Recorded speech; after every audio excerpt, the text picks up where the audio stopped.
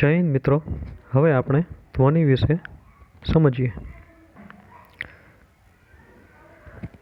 ધ્વનિ theory is basically a semantic theory. Poetry is basically a verbal icon or verbal structure. કવિતા એ મૂળભૂત રીતે શાબ્દિક હોય છે.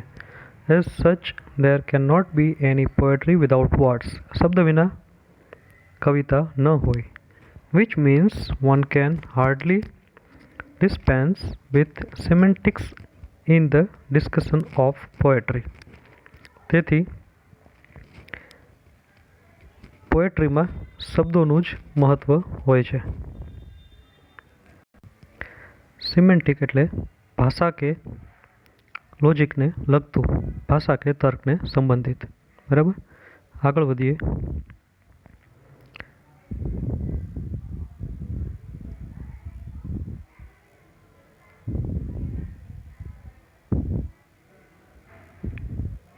વિદ્યાર્થી મિત્રો, હવે આપણે ધ્વનિ થિયરીને આગળ જોઈએ.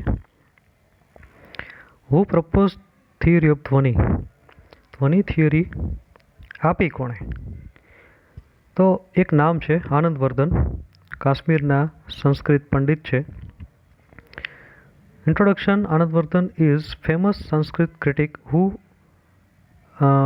who was Sanskrit pandit, Kashmiri pandit, who gave the theory of ધ્વનિ, જેમણે ધ્વનિ થિયરી આપી છે. આગળ જોઈએ. What was Abhinav Gupta to say about ધ્વનિ થિયરી? બીજા એક ક્રિટિક છે અભિનવ ગુપ્ત, તેમણે ધ્વનિ થિયરી વિશે શું કહ્યું છે તે જોઈએ. In ધ્વન્યાલોક લોકાના, Abhinav Gupta held this doctrine that there is no poetry without રસ. તેમણે કહ્યું છે, અભિનવ ગુપ્તે કહ્યું છે કે રસ વિના પોએટ્રી જ ના બને. According to him, the રસ or aesthetic experience is not the experience of basic emotion, સ્થાયી ભાવ, in isolation from situation, mimetic changes and momentary emotions, but in union with them. રસ વિના પોએટ્રી શક્ય નથી. અને રસ અથવા aesthetic experience is not the experience of basic emotion. તે માત્ર મૂળભૂત લાગણીઓ સાથે સંબંધિત નથી, પરંતુ તેનાથી પણ આગળ છે. વોટ ઇઝ ધ્વનિ? હવે ધ્વનિ શું છે? ધ્વનિનો મૂળ અર્થ થાય છે અવાજ, પડઘું, eco. A category of medieval Indian poetics according to which the artistic enjoyment from literary works is achieved not by the images that are created by the direct meaning of the words, but by the associations and ideas that are evoked by these images. એટલે કે ધ્વનિનો શાબ્દિક અર્થ અહીં આપવાનો છે. તમારે તેને point by point લખવાનું છે, જેમ અગાઉના વિડીયોમાં પોઈન્ટ બનાવતા શીખવ્યું છે તે રીતે. હવે આગળ, વોટ ઇઝ મિનિંગ ઓફ ધ્વનિ ઇન સંસ્કૃત? સંસ્કૃતમાં ધ્વનિનો અર્થ શું છે એ પણ જણાવીએ. પીટી દયા, કમ્પેન્સેશન સહાનુભૂતિ, ધ્વનિ compassionate disposition. What is dhvani in music? That is not important for us. Now, who wrote Dhvanyaloka? Dhvanyaloka કોના દ્વારા લખવામાં આવ્યું છે? કે આનંદવર્ધન દ્વારા. આનંદવર્ધને ધ્વન્યાલોક લખ્યું.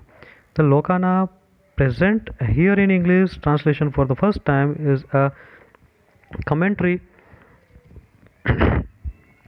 on the 9th century. 9મી સદીમાં ધ્વન્યાલોક આનંદવર્ધન દ્વારા લખાયું, which is itself the pivotal work in the history of Indian poetics. ભારતીય કાવ્યશાસ્ત્રમાં તે એક ધરી સમાન છે. શું? આનંદવર્ધનનું ધ્વન્યાલોક 9મી સદીમાં લખાયું તે. યાદ રાખજો મિત્રો, આ પોઈન્ટ ઇમ્પોર્ટન્ટ છે. What is dhvani in Bharatanatyam? ભરતનાટ્યમમાં ધ્વનિ શું છે? Dhvani is a classical Bharatanatyam ટેન્સ્યુ. The other argument says that the word Bharata is composed of 3 different words, namely bhav, rag and tala. ભાવ, રાગ અને તાલ. ભાવ means expression. ભાવ આપણા ભાવ શું છે, હાવભાવ. રાગ મીન્સ મેલેડી, મધુર, માધુર્ય, મધુરતા. એન્ડ તાલ મીન્સ રિધમ. તાલ રિધમ છે. ભાવ, રાગ અને તાલ ત્રણેયનો સંગમથી ધ્વનિ બને છે. ઇટ્સ વેરી ઇઝી મિત્રો. ઓકે, તો આ રીતે ધ્વનિના તમે પોઈન્ટ બાય પોઈન્ટ તૈયાર કરીને એક્ઝામમાં લખી શકાય. થેન્ક યુ વિદ્યાર્થી મિત્રો.